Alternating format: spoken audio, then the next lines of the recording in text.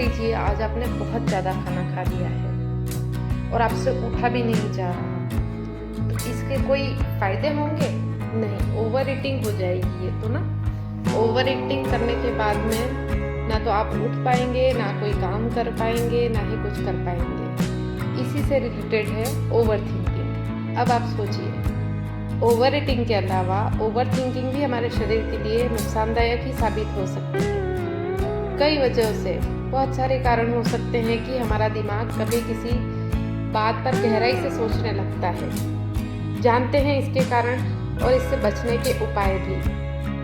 Over thinking के कारण क्या हो सकते हैं? कई बार किसी बात को लेकर बार बार हम सोचते हैं। हमारी मेंटल हेल्थ के लिए परेशानी का कारण भी यही बन सकता है। हर काम को हम सोच विचार कर करने के बाद भी अंजाम तक पहुंचते हैं, लेकिन सोचना जरूरी है हर बात के लिए। अगर वो सोच ओवर थिंकिंग में कन्वर्ट हो जाती है तो हमें कई प्रकार से परेशान कर सकती है। कई बार किसी बात को लेकर बार बार सोचना भी हमारी मेंटल हेल्थ के लिए परेशानी का कारण बन सकता है।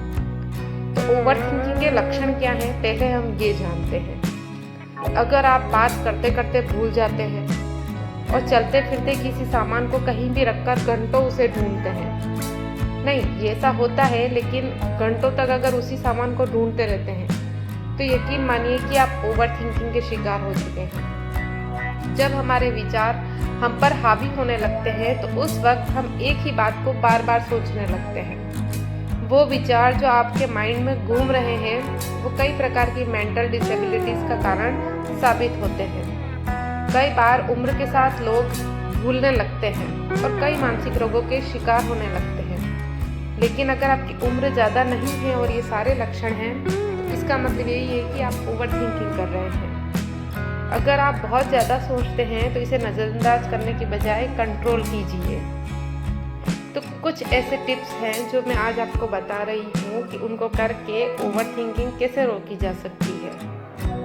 ओवर थिंकिंग के शिकार होकर हम खुद पर कमी महसूस करते हैं, खुद की आत्मविश्वास में कमी महसूस करते हैं। कहीं जाते हैं सोशल गैदरिंग में तो हर वक्त यूँ लगता है कि यार यहाँ क्यों आए हैं, घर ही चले जाते हैं। लोगों से बातचीत करने में थोड़ी सी हिचक महसूस होती है।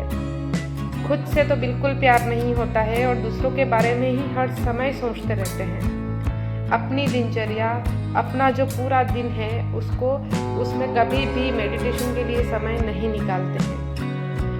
कैसा भी भोजन, असंतुलित भोजन, कम पोषण देने वाला भोजन भी हम करते रहते हैं, क्योंकि ओवर थिंकिंग है, दिमाग में चलती ही रहती है, तो खाना भी सही तरीके से खाने नहीं देती।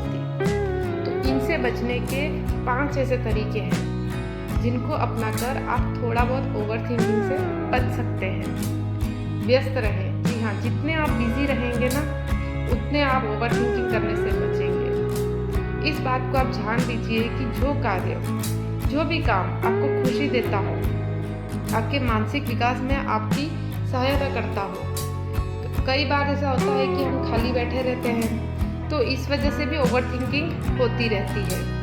बार बार एक ही बात पर हमारा ध्यान जाता है, तो स्वाभाविक ही है कि आपके सोचने की क्षमता इससे प्रभावित होने ही लगेगी।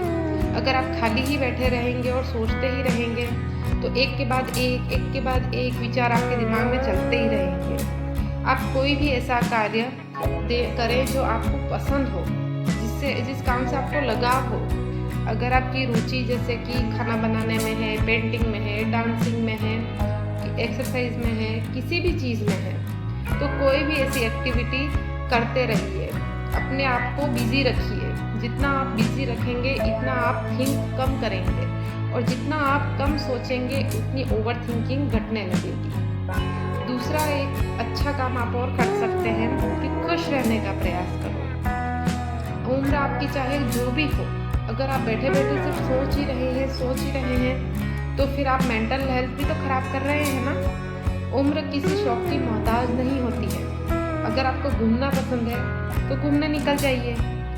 इससे क्या होगा कि आपका मन खुशी का अनुभव करेगा।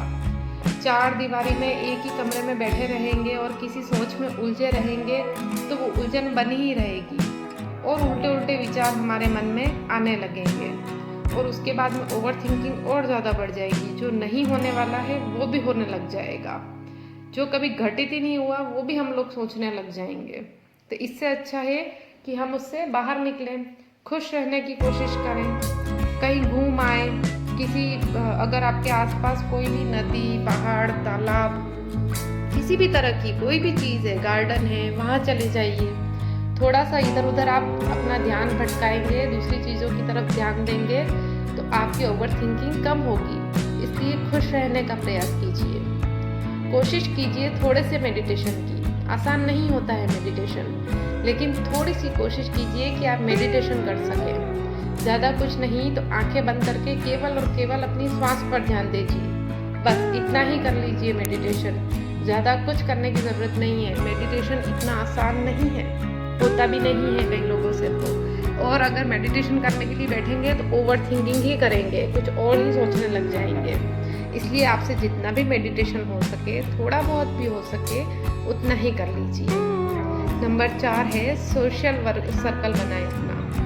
सोशल आजकल तो वैसे भी फेसबुक है, व्हाट्सएप है, लेकिन ये नहीं, ये इसमें तो आपके मित्र होंगे ही होंगे, लेकिन आप बाहर निकलिए। हम अपनी ज़िंदगी में कई बार इस तरह से व्यस्त हो जाते हैं कि कई लोग हमारे अपने होते हैं, उनसे नाता टूट जाता है। दोस्तों से हमेशा मिलना शुरू करें और अपने सर्कल को थोड़ा सा वाइड करें। दोस्तों के साथ थोड़े बाहर जाएं, उनसे बातें करें, उनकी ज़िंदगी के बारे में जानें। जिंदा दिल बनने का कोशिश तो कर ही सकते हैं। परिवार की खुशी के अलावा खुद का ख्याल रखना अपनी पहली जिम्मेदारी माने। अगर आपकी मेंटल हेल्थ ठीक होगी तो अन्य दूसरे जो लोग होंगे वे भी आपके करीब आएंगे और आप उन्हें भी खुश रख सकेंगे। तो कोशिश कीजिए कि दोस्ती बढ़ाइए, थोड़ी सी सोशल सर्कल अपना बढ़ाइए। एक से मिलेंगे तो उनके फ्रेंड भी तो आपके फ्रेंड बनेंगे। तो आप सोशल सर्कल थोड़ा सा अपना वाइड कीजिए। दूसरों के विचारों को खुद पर हावी ना होने दें। किसी का कुछ कहना स्वाभाविक रूप से हमारे मन को बहुत ही अंदर तक ले जाता है। कुछ कह देगा, घंटों तक हम उसी बात को सोचते रहेंगे, लेकिन हमारा ऐसे ही विचार करते रहना हमारा कितना समय बर्बाद करेगा। इस तरह की प्रैक्टिस कि भाई ये विचार सही नहीं है, हमको इन विचारों के बारे में नहीं सोचना चाहिए, उसने हमें कुछ कह दिया तो हमें इतना नहीं दिल पे लेना चाहिए। होता है, दिल पे लग ही जाती हैं बातें कि कोई अगर कुछ गलत ही कह दे तो हम घंटों तक उस बारे में सोचते ही रहते हैं, उससे ही 4 बातें और सोचने लगते हैं। तो दूसरों के जो विचार होते हैं ना, वो हम पर हावी ना होने दें। दूसरों के विचार उनके अपने हैं, हमारा अपना विचार हमारा अपना है। हमने जो सोचा उसको ही सही मानिए और आगे बढ़िए। तो दूसरों के विचार अगर आप मानेंगे और खुद पर हावी होने देंगे तो आप में आत्मविश्वास की कमी आ जाएगी और आप परेशान ही रहेंगे। मानसिक रूप से बस अपने आप को परेशान ही करते रहेंगे। आप कभी आगे नहीं बढ़ेंगे इन चीज़ों में। तो आप ज़रा सा समझिए और इन 5 बातों पर ध्यान दीजिए और ओवर थिंकिंग करना थोड़ा सा कम कीजिए।